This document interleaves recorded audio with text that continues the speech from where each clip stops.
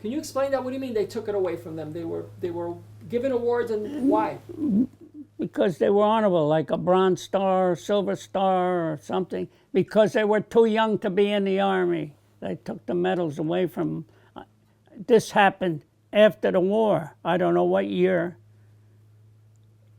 Okay. So you mentioned there were two possibilities that you were awarded a Bronze Star for. What was the second one? For that convoy. Oh. Because that convoy should have been led by an officer, not a PFC. That's the only thing I can think. I never asked after I got my star, my ribbons. I didn't know I was getting a Bronze Star. I didn't care. I was offered the corporals, and then they froze the rank over there. I didn't care about that. All I cared about is doing my job and come home. And thank God I made it home. Because there's so many guys over there didn't make it home or got maimed or something.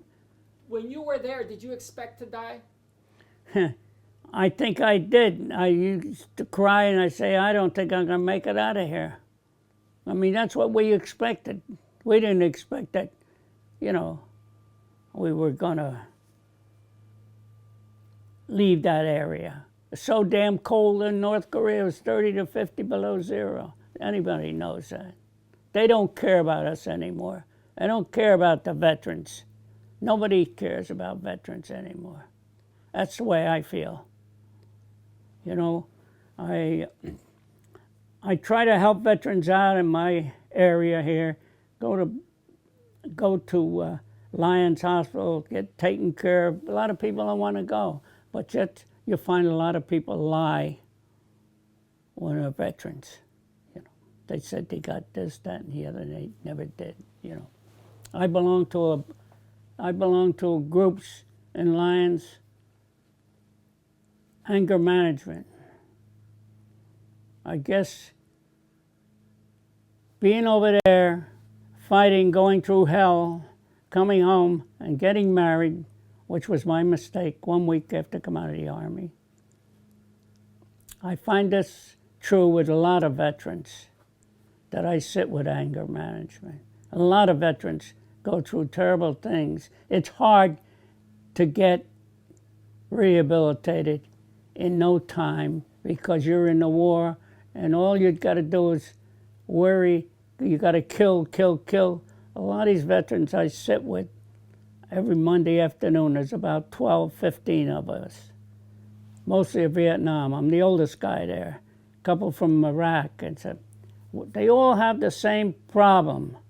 My regular physician there told me, you better go to anger management. You got a lot of anger in your body. I says, yeah.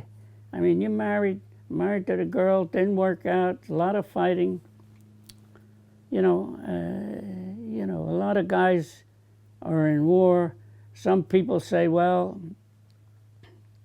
they were in the front lines and they never were there, So, do you feel anger? Yeah, I do, but it's going to this class has helped me a great deal. We got a fine doctor there, Dr. Sussner. He's a wonderful doctor. I see these fellas there. I can't ask them what bothers them. They don't ask me. I don't. We talk about, as you know, we talk about all these killings, like in Pittsburgh, the Jewish. Then we talk now the guy that we'll talk. We're supposed to meet Monday, but it's a holiday next Monday. What he'll bring up is this guy that has PTSD. I have 100% PTSD. I have frozen feet.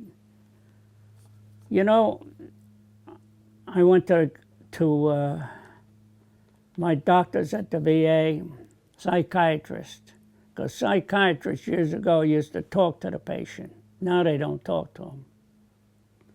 You see a psychiatrist, I've changed quite a few of them over there, and what they say to me is, we don't talk anymore. We give you pills. I said, I don't want no pills. You can keep the pills. Pills ruin a man's life. Why do they not talk? Is it legal reasons or? Yeah, legal, I guess. They don't talk. How would you, doctor tell you, says, I'm here to give you pills, not to talk. The therapists are there. They talk to you, like anger management, old age. I got a guy, he wants me to go there at, I've been going at 10 o'clock. I can't get up anymore. My body's worn out. Took me almost 25 years to get my 100% PTSD. Then they gave me, such a hard time, the VA. That's what makes me angry, too. The way they treat you. It's terrible. I can't hear. The other, what's this? You're an old man. Why don't you get out of here? That's not no way to talk to your veterans. The veterans deserve more than what they're getting today. But you got to make sure they're veterans and not fly-by-nights. Guys say they were there and they never were there, or guys say they... I got this one group, the anger management group. The guy said there was 2 million vets in Vietnam, 20 million want disability. They all got Agent Orange. They had some Agent Orange there, not enough for 20 million vets. So can I ask you, you say that it's been more than 6 decades, or 7, and you say you feel anger. Can you tell me what you feel anger over? Is it memories of the deaths? Is it the treatment now? Well, it's mostly the way we were treated over there. Like Truman didn't send us enough equipment. We're a country that's very powerful. We're a country that has a lot of mechanism. They sent it to Germany. We could only fire so many bullets a week. Not enough equipment. You see now the young fellas carry so much money. Carry so much equipment on their backs. How can you manage? But today it's all the war of computers. It's not the war of people to people. It's a different war, Iraq and Afghanistan. Do you feel that the war could have been won had you gotten what you needed? Yes, we could have gone into Korea. I says, the son of a gun. I says, MacArthur should have thrown an atom bomb over there, a small one to teach them. So here we are, 2018, and technically we're still at war. Yes. With Korea. What do you hope to see happen in these meetings that are happening now? I hope that they can settle it to a degree, because this guy is, you never know, you can't trust nobody. You can't trust him. He's like his father. He wants power, like Hitler or Japan there, what's his name? He wants power. He wants to be the leading power. He can't even feed his own people. All right, got nice buildings there. I haven't been back to Korea, and they got beautiful buildings in South Korea. I went to a service in Atlantic City, Korean Appreciation Day. They gave me an invite to go there. I can understand that the way they feel. And God bless them people in South Korea, but I wouldn't trust any Korean up north or anywhere, because you don't know if he was a guerrilla or not. When I came home to Busan, 5 guys got killed. Nobody guarded a truck that they were loading. You can't trust anybody up there. You don't know. The skin is the same, so how do you know what he's going to do? I mentioned to you about Ulysses S. Grant, how he mentioned in his memoirs how hard it was to see all the death and the injuries and everything. Is that never leaves you, I imagine? Somebody who was not there and hasn't seen that, can you explain that to somebody? Well, I know how he felt when I come home and I didn't work for a year. My wife didn't want me to go to college. I know how it felt, because I used to cry over there because seeing so many people maimed and killed. I'll tell you the truth, I hate to see these wars go on. Afghanistan, Iraq. What do we need this for? But yet the situations happened in Korea after I left there that I didn't even know about. A little combat situation. So the point is that it doesn't affect everybody, but it does affect everybody. You know what I'm saying? It does hurt them in a term. There are nights that I don't go to sleep for an hour and a half thinking about all this, thinking about all these things I went through. How did I make it home? I don't know. I'll be honest with you. But I'll tell you, it has an impact on my life. It had a tremendous impact. Even now? Yeah, well, now I got a good home, a good wife, very good. She takes care of me. And we've been together over 25 years and married 15. And, you know, it's hard. It's very difficult. Like, I still want to be myself. She, watch your step, watch this. She tells me I get a little mad about that, but I said, to hell with it. It's not worth it, you know. Follow her. I know I'm unbalanced. I haven't fallen. I just fell the other day. I do my exercise every morning for an hour. Every morning I do my exercise to keep in shape. I turned 90 in August. You know, doctors tell me that a lot of people never turn 90. I don't know how long I'll go, but I'm going to try to keep going as far as I can. You're very sharp. You're still very sharp. Yeah. Well, that's what they tell me. I suffer when it rains. I have arthritis real bad. You know, and the doctor there that tells me that I got a new doctor. She's wonderful. She told me, don't be afraid to tell the doctor to give you the medicine. If you don't like him, go on the outside. You know, I can go Medicare. But I've been going to the VA for over 30 years. I can think, you know. For therapy. For therapy, to see the doctors, to see, you know. The one thing I didn't ask you before is, when you arrived home, did your parents know you had already been discharged, or when you arrived home was the first time they knew? Tell me about arriving home after the war. After the war, I arrived home and went to Camp Kilmer. Flew in from California. And I'm trying to remember going from Camp Kilmer to Springfield. I took the bus.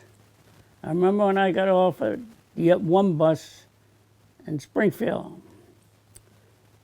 This was, can't remember, it was not that late at night. But anyway, I walked down the street to my father's store and I saw my family in the store, my whole family, and you know, and they were working. It was September 1952. They were all in the store. Maybe they were waiting for me. Because the newspaper operator at the newspaper in Springfield, he used to let my father know. I met a couple guys went to school with in Korea.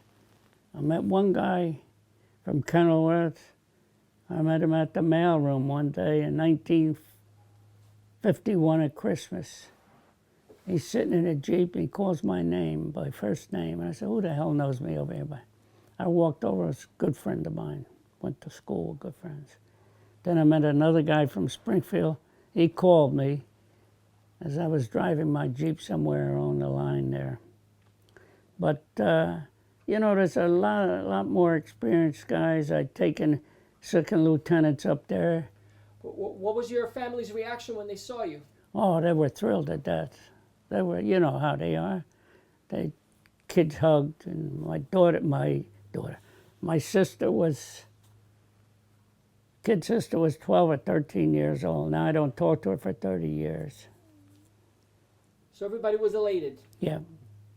Okay. My last question was, what'd you end up doing? Did you end up working on your father's store? What'd you end up doing for a living? I ended up doing is working my father's store, but I didn't. I worked there. Well, let me go back. I come home in May or June. I was home for a couple of months. And I was in Camp Kilmer, back and forth. So when they let me out, they were going to send me to Fort McClellan, Alabama, but they let me out early, 21 months. And I got married. And of course, there was a little fight in the family between my wife and my other sister. And I went back to Camp Kilmer, and I said I was going to go back to Korea. And then she came and got me, and she still didn't abide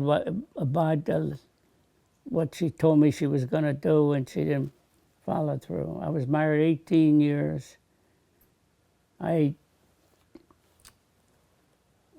worked in a post office for a while. I took a test and I got passed right away, but there was some guys in the service that had seniority over me. I worked there for a year. Her father died, and I went in the mother's grocery store, butcher shop in Morristown. I couldn't stand it. After 6 years or 5 years, I got out. I went to work in the real estate field. I've been in the real estate field for 57 years. I was a broker and so forth, so on.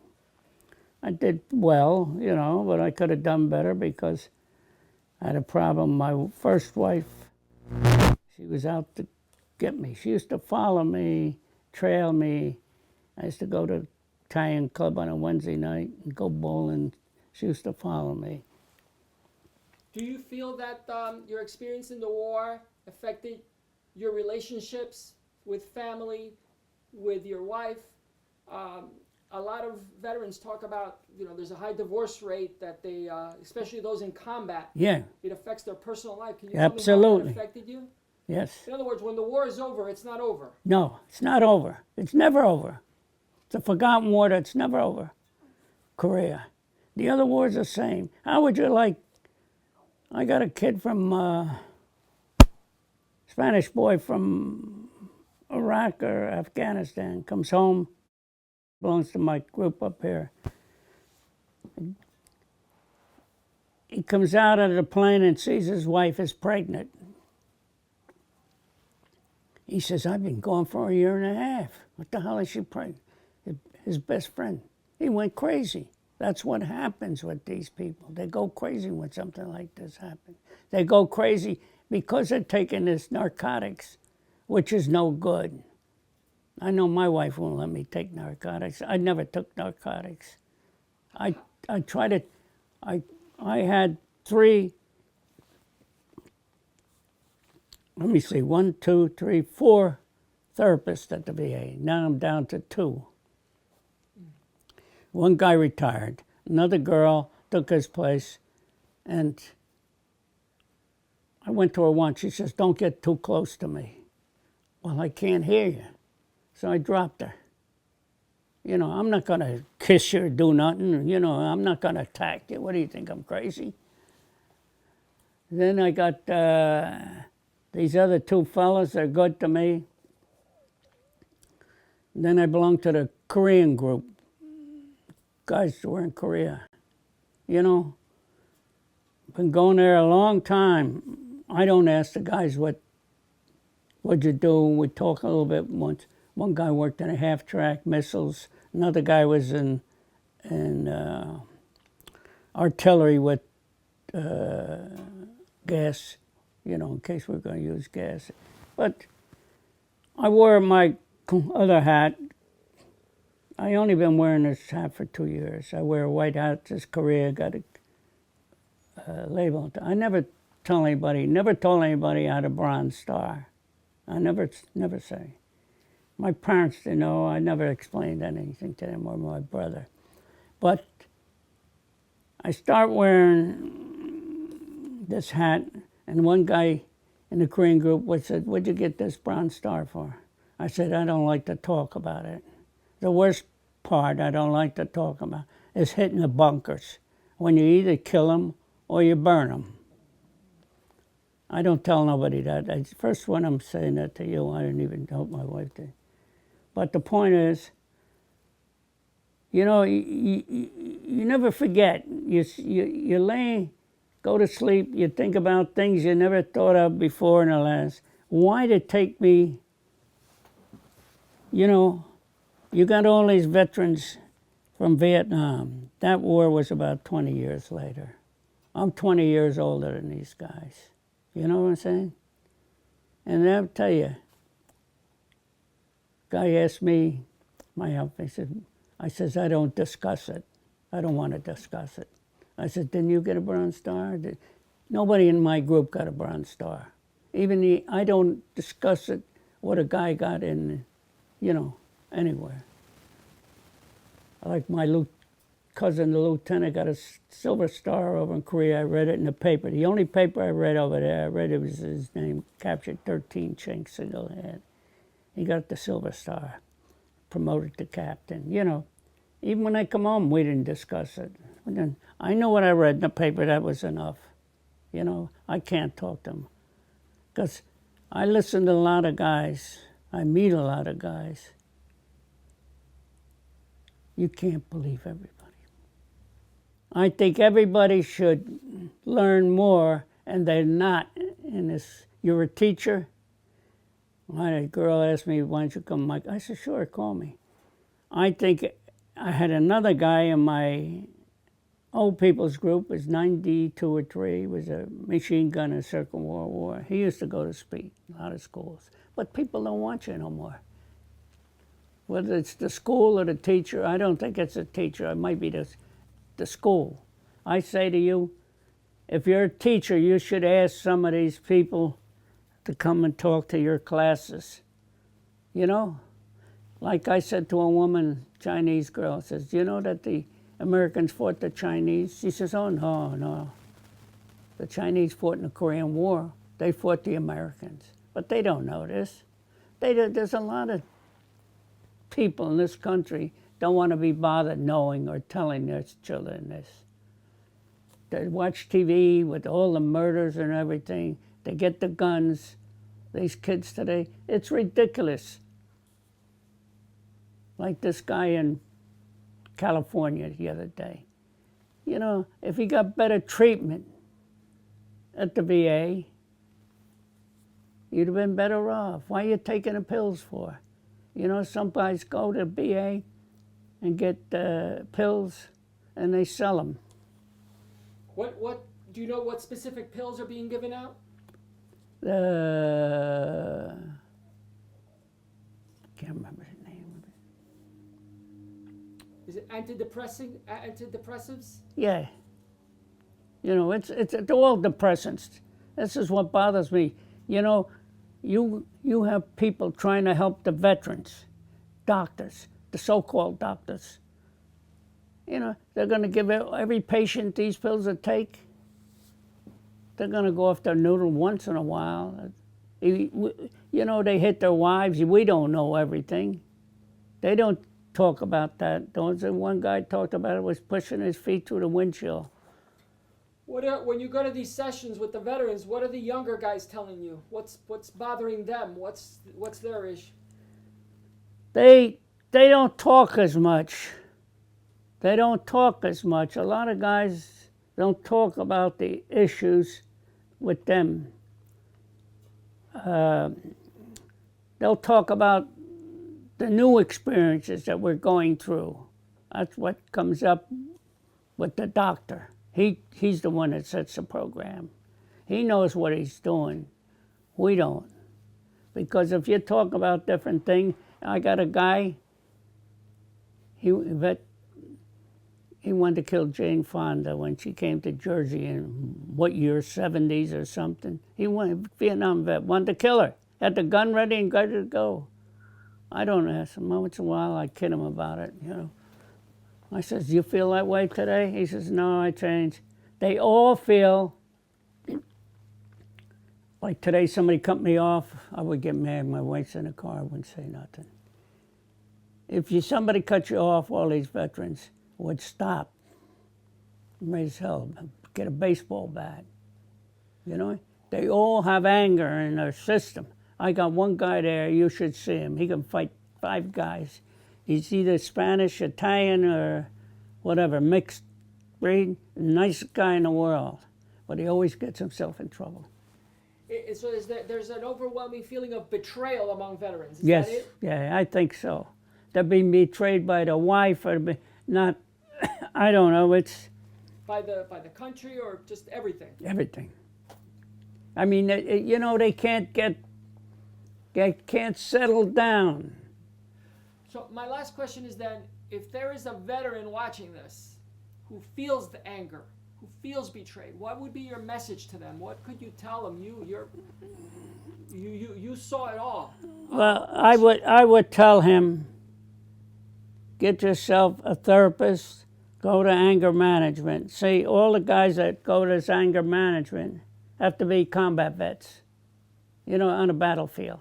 They won't just take anybody because they're trying to settle these people from doing anything serious.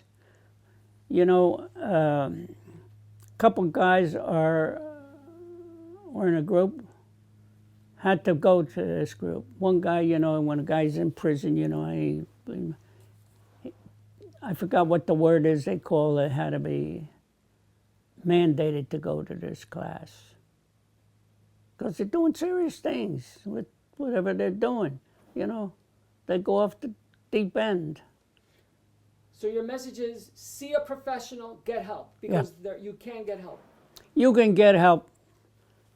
The best help is a professional therapist, a good therapist like this Dr.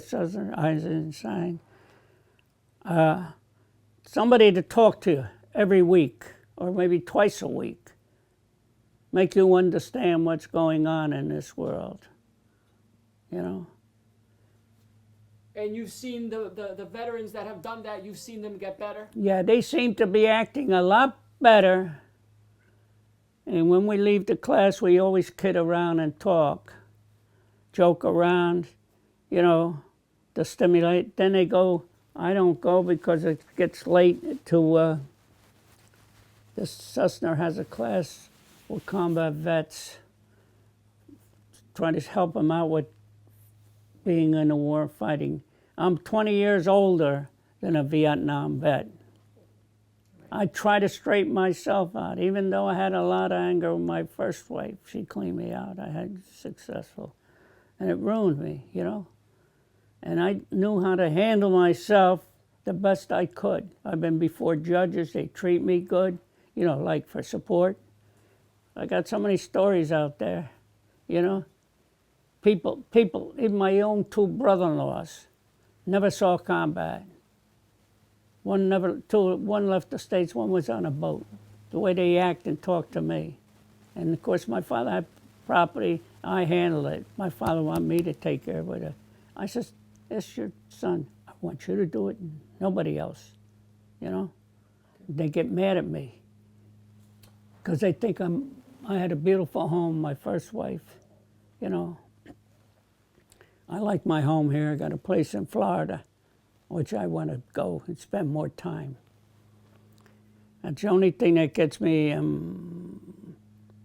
I go to this anger management group every Monday, 3 o'clock. I missed Monday. I was so sick when it rains. I was so sick. The other day I was sick. I was going to go to a friend of mine's wife's wake. I couldn't go. But I told them at that meeting a couple of weeks ago, I says the combat vets need more attention than they're getting. When I got to go get my hearing checked, these assistants, I call them assistants, they're not doctors. They claim they're doctors. They treat you like a piece of wood, a piece of meat. Says, get out, you're too old. You know how many times I've had trouble? I had to call the chief. I called the White House. You know, the White House has a program. Do you know that? 24 hours a day. I know they started that last year. Yeah, I got their number. I call them. I don't care. Have they helped? Yeah, they help me, but now my hearing still is worse. One-on-one I can talk to you. So you called the White House hotline and they responded? Yeah. Oh, yeah, they're very good. Okay. They're very good. I told people you should call. Don't hesitate. You got a woman at VA is You can talk to her and she'll talk to these doctors. All right. Well, listen. You know, and there's good people and bad people.